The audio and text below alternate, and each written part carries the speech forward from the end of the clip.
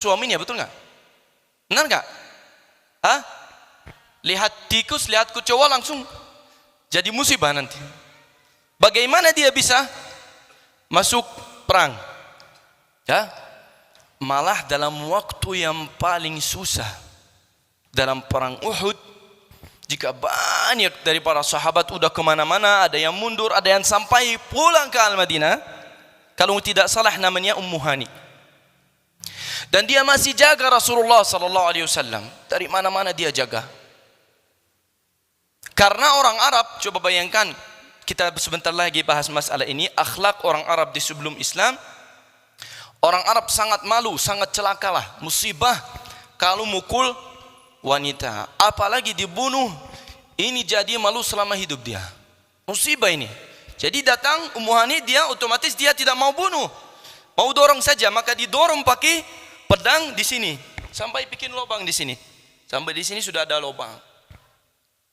Dan dia masih jaga Rasulullah sallallahu alaihi wasallam. Begitulah para sahabat cinta Rasulullah sallallahu alaihi wasallam. Jadi sekali lagi, kita tidak membahas masalah emosi saja, tapi pengen selesai hari ini sudah terang. Orang yang harus saya kenal itulah Rasulullah, untuk menang di dunia dan menang di akhirat. Gimana caranya? Lihat bagaimana Rasulullah sebagai suami, sebagai murid sama Sayyidina Jibril belajar dari langit. Lalu gimana dia lakukan aturan Allah di buminya. Contoh Rasulullah itu luar biasa dalam hidupnya. Untuk siapapun sudah ada contohnya. Kenapa Allah Azza wa Jalla berkata, "Laqad kana lakum fi Rasulillah uswatun hasanah." Kenapa diucapkan begini? Kalau kita cari dalam sejarah semua manusia seperti tadi, tidak ada seorang pun, satu orang saja yang hidupnya itu sejarahnya, ceritanya dijaga dengan detailnya, sampai omongannya ditulis dijadikan hadis. Siapa? Ada yang tahu di sini? Kasih saya tahu. Selain Sayyidina Muhammad sallallahu alaihi wasallam, sejarahnya itu enggak bisa hitung. Ada berapa buku sirah? Jangan hitung.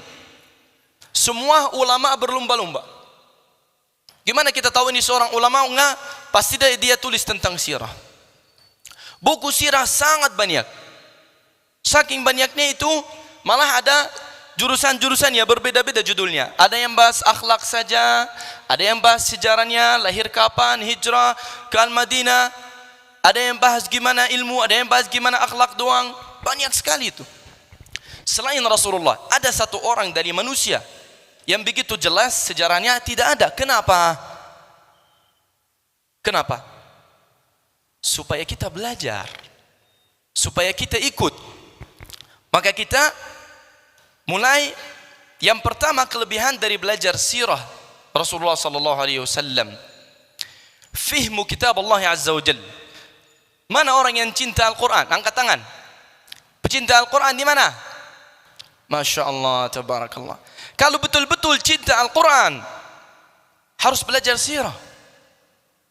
Tidak akan nyambung, tidak akan paham apa yang Allah ucapkan dalam Al-Quran. Kenapa? Lawan berbicara siapa? Qul huwallahu ahad. Qul siapa? Qul ya Muhammad. Allah ngobrol sama Rasulullah. Malah ada berapa surat, ada berapa ayat langsung ke Rasulullah. Betul enggak? Makanya tidak akan bisa kita paham Al-Quran kalau tidak belajar sirah Rasulullah. Surat Al-Mujadalah, Allah Azza wa Jalla, "Qad sami'a Allahu qawla allati tujadiluka fi zawjiha wa tashtaki ila Allah." Ini ada sesuatu yang terjadi, turun ayat sesuai. Sedangkan Rasulullah SAW lalu berbicara, bagaimana kita tidak belajar sirahnya supaya kita paham Al-Quran. Makanya nomor satu kelebihan belajar sirah, Al-Quran sangat jelas. Karena sirah Rasulullah SAW adalah sirah Nabi dan Rasul yang terakhir. Maka di sini harus kita jelaskan gimana manusia butuh para Nabi dan Rasul. Allah Azza wa Jalla cipta manusia, diturun ke bumi, ada tugas, ada ujian di bumi, dan dikirimkan para nabi dan rasul.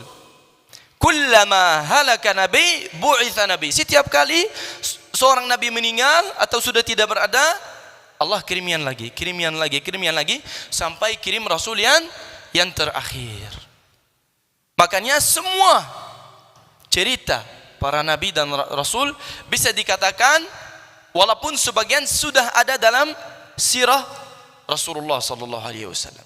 Berarti singkatnya sejarah manusia di bumi. Dan seperti tadi, manusia yang paling sukses di dunia dan akhirat. Mau sukses di dunia, mau sukses di akhirat, harus belajar sejarah Rasulullah SAW. Nomor 2, yang pertama, kita paham Kitabullah Azza wa Jalla, Al-Quran. Kepentingan belajar sirah. Kalau untuk yang mau tulis, kepentingan belajar asirah nabawiyah, nomor 1, paham Al-Quran. Nomor 2, paham hadis Rasulullah SAW. Karena masalah tertib juga sangat penting. Ini ayat ini di mana? Ayat ini di Makkah. Hadis ini di mana tentang apa? Tentang ini. Ayat ini di mana? Oh, ayat ini tentang Ghazwat Al-Ahzab. Ayat ini tentang Badar. Ayat ini tentang Uhud. Jadi nyambung nanti. Jadi nomor 1, paham Al-Quran. Nomor 2, paham hadis. Nomor 3, Allah Azza wa Jalla qad kana fi qasasihim ibratun liulil albab. Kita belajar sirah bukan untuk buang waktu, tapi kita mencari ilmu, kita mencari hikmah. Apa yang harus kita dilakukan. Contoh dengan salat. Saya mau belajar salat. Kalau mau belajar salat, kalau tidak belajar salat dari Rasulullah sallallahu alaihi wasallam, mau belajar salat sama siapa? Puasa. Semua ibadat. Manasik. Jika Rasulullah sallallahu alaihi wasallam, manasik yang kita sekarang kalau kita pergi haji sekarang, yang kita melakukan di tempat haji itu, kita belajarnya dari siapa? Dari Rasulullah. Waktu Rasulullah SAW haji, Rasulullah berkata, khudu anni manasikakum. Belajarlah dari saya. Mansak itu cara beribadah. Semua yang kita melakukan di Makkah, kita belajar dari Rasulullah karena dia contoh yang terbaik. Al-ibra wal hikam, kita belajar hikmah. Satu lagi dalam al-ibra wal hikam.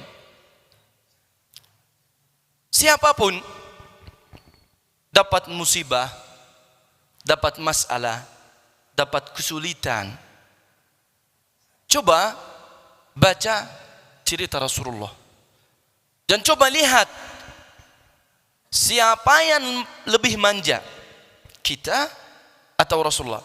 Terasa sedih, ya, terasa musibah, ada yang meninggal, ada apapun yang terjadi, lihat cerita Rasulullah. Coba dengan masalah musibah, ada yang meninggal, ayah, ibu, saudara, istri, anak, siapapun, atau orang lahir yatim. Rasulullah sallallahu alaihi wasallam lahir, ayahnya sudah tidak ada, betul? Berapa tahun kemudian ibunya juga nggak ada, betul? Lalu pindah dari paman ke paman. Semua anaknya kecuali Fatimah Zahra meninggal dalam kehidupan Rasulullah. Semua anaknya. Dan ini rasanya luar biasa. Untuk ayah, anaknya meninggal itu luar biasa berat. Semua musibah yang kita bisa dapat dalam kehidupan kita sudah ada dalam sejarah Rasulullah. Makanya kalau kita belajar, rumahnya sempit. Sudah pernah lihat gak rumah Rasulullah seperti apa? Rumahnya kurang bagus. Bagaimanapun rumahnya tidak bagus, pasti lebih jauh bagus dari rumah Rasulullah. Inilah yang kita belajar. Kenapa Rasulullah SAW hidupnya begitu? Sedangkan dia manusia yang paling agung karena percontohan. Tapi di surga gimana? Sayyidul awwalina wal akhirin. Betul nggak? Maka kita ada ibrah, ada mutiara di sini dalam kehidupan Rasulullah. Bukan kita bukan buang waktu, tapi kita belajar dari kehidupan Rasulullah, langsung dibawa, langsung dipakai untuk kehidupan kita. Nomor 4, mukjizat. Jadi nomor 1